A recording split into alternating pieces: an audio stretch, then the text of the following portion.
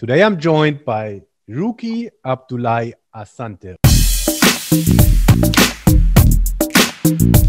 Olympian 2008, representing Canada in track and field. Welcome, Ruky. Thank you very much. Thank you very much. Ruky, how did you get into track and field? Well, I got into track and field when I was about 9 in Ghana. I am originally from Ghana, located in West Africa.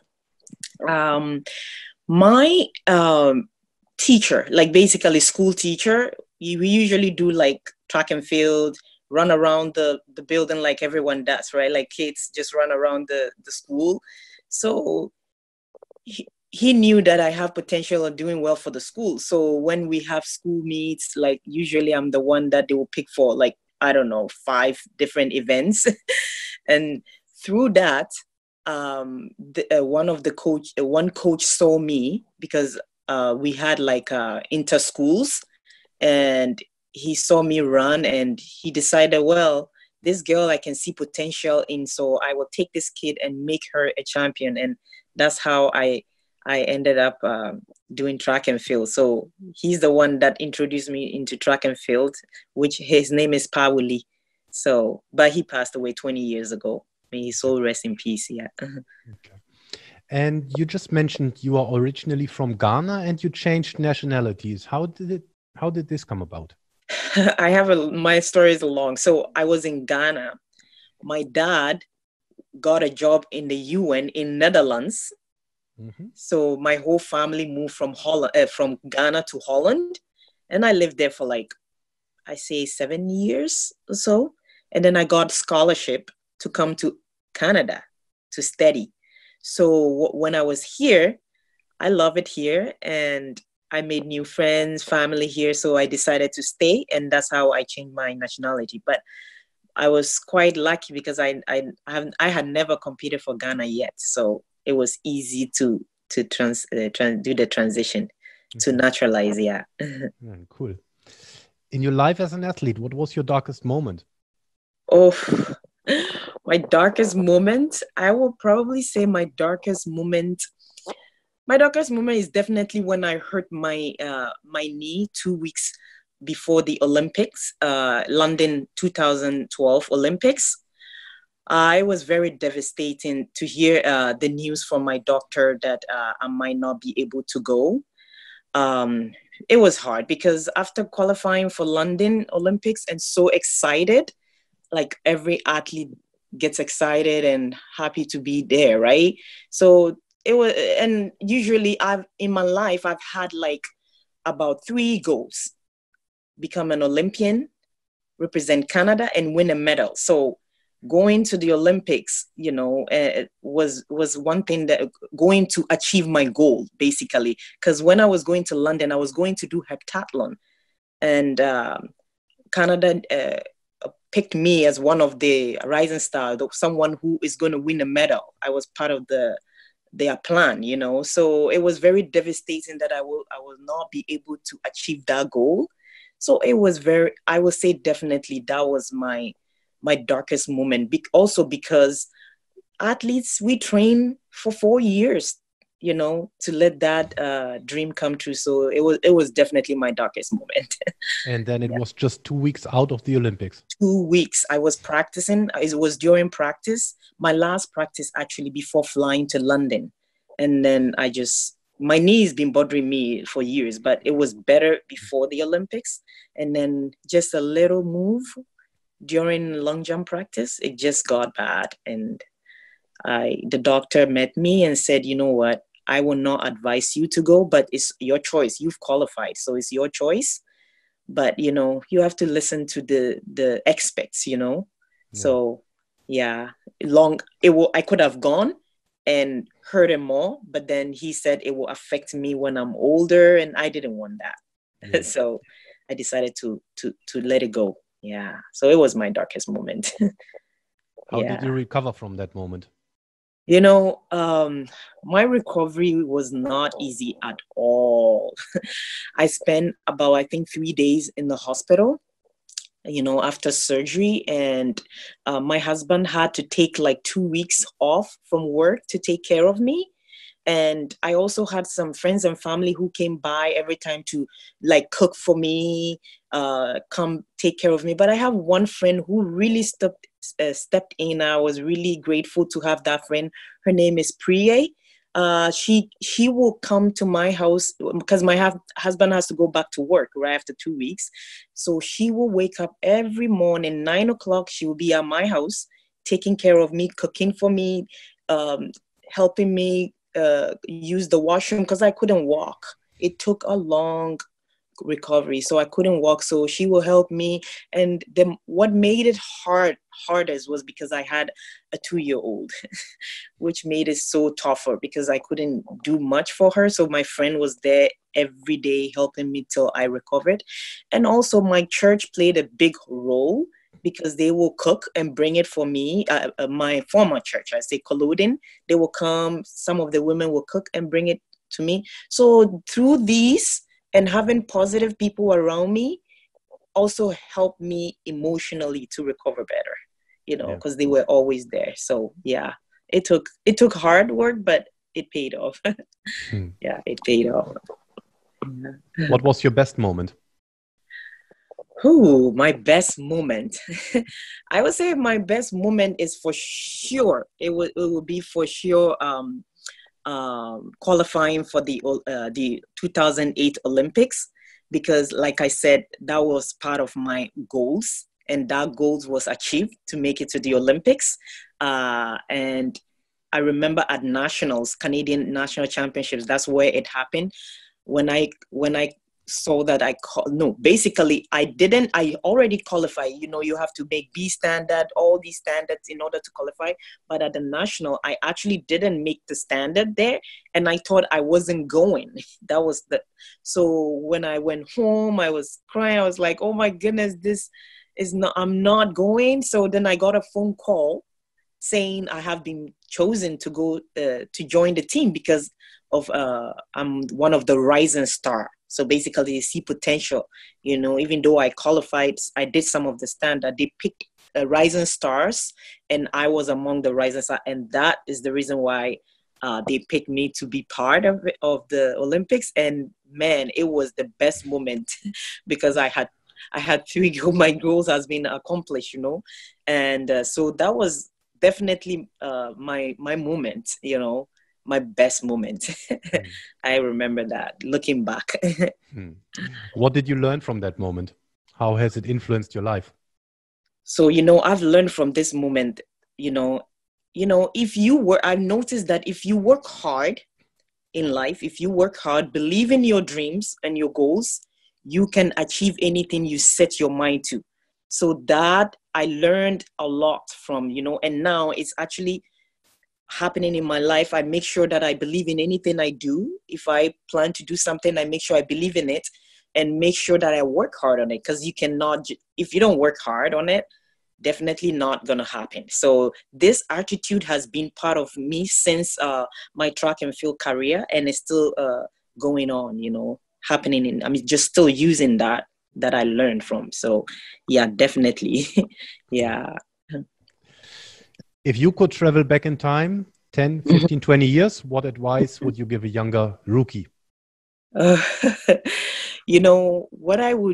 advice I will give to the younger rookies coming up would definitely be, number one, to make sure you assess your goals. Because what I meant by that is putting together a plan and, making sure that those plans are executed. Those plans are executed very well. And then and re-evaluating those goals and improving in them, So those are very important, assessing your goals. The number two thing that I will advise the younger generation is taking responsibility for your action, whether good or bad. Because we as an athlete, and not only athletes in life, sometimes we tend to give excuse about everything. Like even a practice, if something goes wrong, we give excuse. We say this is the reason why, and that's the reason why. So we just have to take responsibility for our actions, whether good or bad. And lastly, I will say being courageous. is very important, you know, in everything we do in life. You know, we always have millions of reasons not to do something, you know, but, you know, we need to think of million things that will move us forward, you know. So these things will help you to become successful for sure. So that would be my advice. Cool. What are the habits that make you a successful athlete in person?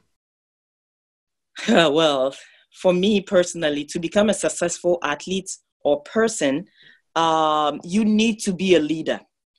A leader is very important. When I say leader, because a perfect, you know, leader always, a perfect leader have the ability to always bring people together and show others what it takes to become successful. So it's very important to be a leader, you know. And the other thing, to become a successful, you need to work hard. I'm sure you know, as athletes, you have to work hard. It's very important. Your hard work will improve your skills, your performance, and everything you do, you know. Without hard work, your success is really at stake, I think, you know. And, you know, for me, what made me to become a successful, I'm always humble. Like if you ask all my friends or all my teammates, I'm always humble. I humble myself a lot during practice, during competition. When I go there, I'm not out there, you know, show up or whatever. I'm just humble and I focus on what I have to do to win or to practice, to do better at practice, because practice makes you perfect, right? So I'm always humble around my others. Always be present, you know, like when you always have to be at practice, you know. Like I said before, excuses. Sometimes we give excuses not to be there at practice, but you have to try your best to be at practice all the time. So that is very important. And lastly, show respect to others. I always show respect to others. First, you show respect to yourself and then others. Yeah. So that is what made me to become successful. That's my personal journey. Cool. I'd like to touch on, you mentioned leader and leadership qualities. Yes. Do you think leadership qualities are something that are innate, or is it something that can be developed? For me personally, I think not everyone is born as a leader or like talent to be a leader. No, but you work at it to become a leader. You know, like I said, all these humbling yourself, doing that, being noticed. When I say being noticed, let's use other sports like soccer. When people are going to the stadium to watch soccer, they have one particular person that they can't wait to watch. You stand out. So that person is very easy to become a leader. You know, people see you differently, you know. And what made that person special? The hard work, humbling yourself, all these things that are so you work at it. It doesn't just come easily. So that's what I think, though, personally. Yeah. Do you have a morning routine? Morning routine. You know, yes, I do have morning routine. When I was competing, I had a morning routine actually not competition. Every day when I was doing track and field, I will wake up in the morning, 8 o'clock, make sure I eat breakfast because, you know, you need to eat early before practice. You know what happens, you throw up and all that. So you wake up, eat practice. And sometimes I will make sure I prepare myself a lunch because I'm always away the whole day. I leave in the morning and I don't come home till the evening time because I was closer, but I didn't want to keep coming home and going. So I make sure I get up, eat breakfast, get my lunch ready, and then I'm off. And then, so every morning that routine is very important, you know. And I say that because I used to train also two to three times a day when I switched to heptathlon, which was even worse. You know, I have to make sure I prepare myself in the morning really well. So I did have a routine, and that was the routine. You know, another thing that I did was when I wake up, I put my music on. First, I pray. I put my gospel music and I dance in my room before I step out. It just boosts my I don't know, my joy. I'm always happy. You know, when I listen to my gospel and pray before I step out of the door, I'm not angry when I go out. I'm always filled with joy. You know, so that was my routine. That's really cool. How long was how long did you listen to it in order to get into good mood? Oh, I spent at least 30 to 40 minutes just listening, praying, and just asking God to fill me with joy when I step out there, be a light to others. And it always happened. I will not say a day, like if you ask anybody about me, they will tell you I'm always a happy person. I'm positive around people, and that's who I am, I think. Cool. How do you prepare yourself for important moments? So like important moment, I will probably say I usually meditate, you know, before every night, before competition, actually before practice. When I'm practicing every day, usually before I go to bed, I make sure I meditate myself 20 minutes on the long jump runway. I do that, close my eyes, meditate like I'm on the runway, doing the same exact thing that I would do when I'm on the field or I'm on the runway. So I'll just lie down and then I just meditate myself 20 minutes, going, jumping, running, thinking about what I have to do, 20 minutes before I go to bed. That's what I usually do. But if I have competition, I do that for 30 minutes, 30 minutes, because once I get to the field, my brain has already gone through that routine and my body has gone through that routine by meditating. So I just go there and I do what I have to do. And it always comes out better results. Better results. So I also eat pasta actually the night before competition. I make sure I eat pasta because it gives me energy the next day. And so, yeah, that was one of the, the preparation that I did. Yeah. How do you overcome setbacks? So if things don't go well for me, I usually pray over it. Like I said, then I think of what did I do wrong? What did I do wrong to change that situation? So sometimes taking a family member, talking to my family member back home in Ghana, because in Canada I'm here by myself. At that time I was here by myself. My husband was here, but usually when I talk to my family back home in Ghana, it helps me. I call my dad when I'm feeling down, and he always encourage me to do through all my struggles. So that's how I overcome, just calling my family members, talking to my dad and getting some advice. And he always boost my happiness back, because sometimes it's tough, but without family around, sometimes it's very hard. It's harder, Yeah. So that's what actually helped me a lot. Yeah, it helped. Who's your role model and why? I do have, to tell you the truth, I do have a lot of role model because they've all played a huge part in my life. But I will say, if I will pick one, I will probably pick the person who made me Ruky Abdulai, who made me an Olympian, I think, because and that's the person I said, Pawuli. This man has trained a girl for 5 years and nobody has beaten her. Her name was Gifty. We used to train with her, and I beat her. So he just walked up to me and said, he brought the girl, actually. He said, this girl, I have trained this girl in 400 for 5 years. Nobody has beaten her, and you did today. So can you give me the opportunity to train you? Because I see the light in you. I see that you have a big potential. And I said, I had no idea. I was just doing it for fun at that time, So I said, okay, I'll talk to my parents and see if they will allow me to travel all the way from where we were living to the stadium, Accra Sports Stadium, to train. And my parents agreed. So he started training me till I moved to Holland, and I was in Holland when he passed away. So he had made me the person that I am today. And then he gave my coaches at SFU, Simon Fraser University, the opportunity to train me and made me even better.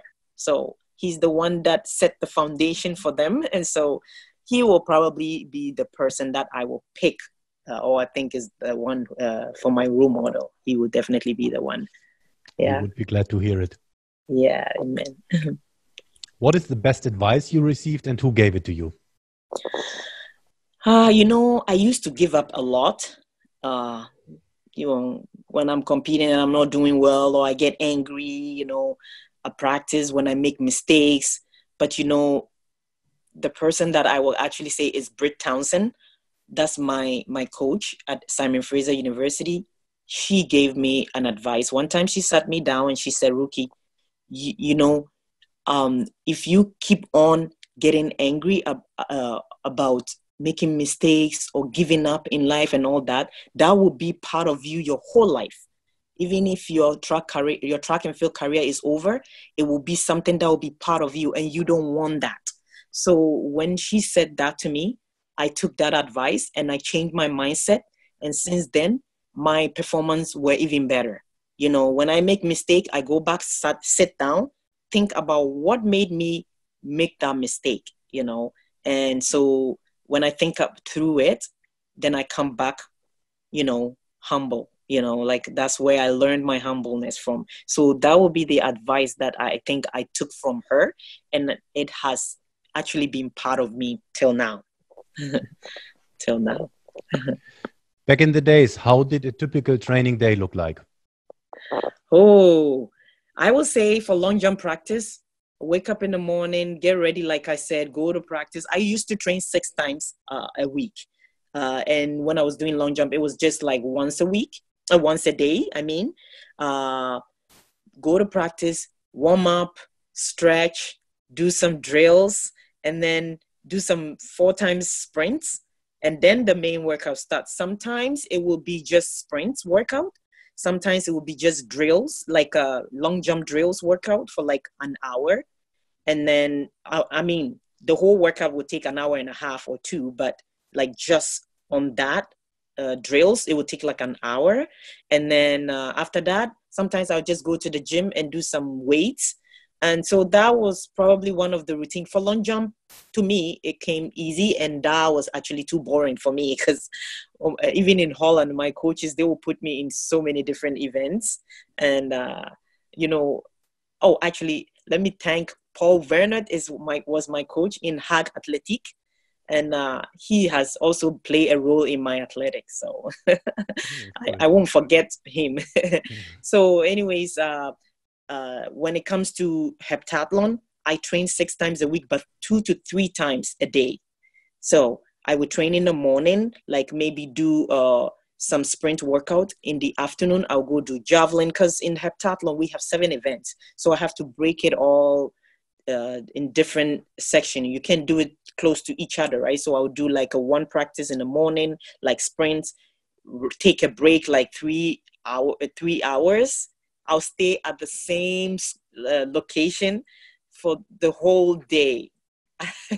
And then I would do just like maybe javelin practice in the afternoon. And then in the evening, I would do another event, maybe shot put, before I go home. And this happened for I was practicing for the heptathlon for the London Olympics. So I did this for 4 years.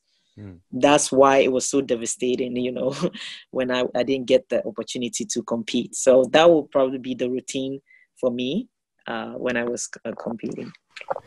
And you started out with you started out with long jump and then made a transition into heptathlon. Heptathlon, yes. Would you think that this is an easy transition, because ultimately you have to learn 6 new disciplines?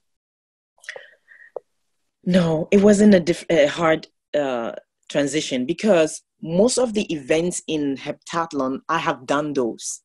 Like I've done 100-meter hurdles. I have done long jump was my specialty. I've done high jump. When I was competing for university, I did high jump. I did 200, 800. I did some 800 practices. So it wasn't hard. My body was already ready for it. The only events that I struggled was the the shot put was my weakest, I would say, because I don't have the body for that. So, but in heptathlon, everyone has their bad events. The good ones that you think you will be better, you work hard at those. You still work hard at the other ones, but so it wasn't hard to transition. Yeah, it was very hard because it was just long jump. And like I said, it was kind of boring for me because my whole life I've been doing a lot. And so that's why I decided, you know what, I want to try the heptathlon. And it was very easy transition. It wasn't tough. Yeah. I think also Jackie Joyner-Kersee, she was a successful long jumper and heptathlete, right? Heptathlon, yes, she was. Yeah, she was. What's going on in Ruky's life at this moment in time? At this moment, Ruky has 3 kids. The oldest is 7, and the middle one is 4, and then the last one is 1 year. So my life is busy, but you know what? I want to give, I'm giving back to my community. So what I do is I train. I'm still training other young youth. So I would say my life is busy with 3 kids, but I'm trying to start something on my own, which is training the youth and giving back what I have achieved and what I have done. I'm trying to teach them to walk the same path. So that's what I'm doing. And I'm also, I started my own speaking engagement business. So that was going well till this coronavirus thing came. So let's hope it goes away so we can come back to our normal life. Cool. Yeah. Do you want to nominate someone to be interviewed? You know, I've been thinking about who I can nominate, and the only person that comes on, I want to nominate one of the young athletes that I went to the Olympics with. Her name is Ohenewa Akufu.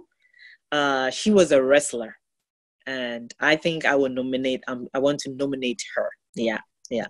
I will give you more information about her, and then you can contact her. Yeah, that's really cool. Thanks. Yeah.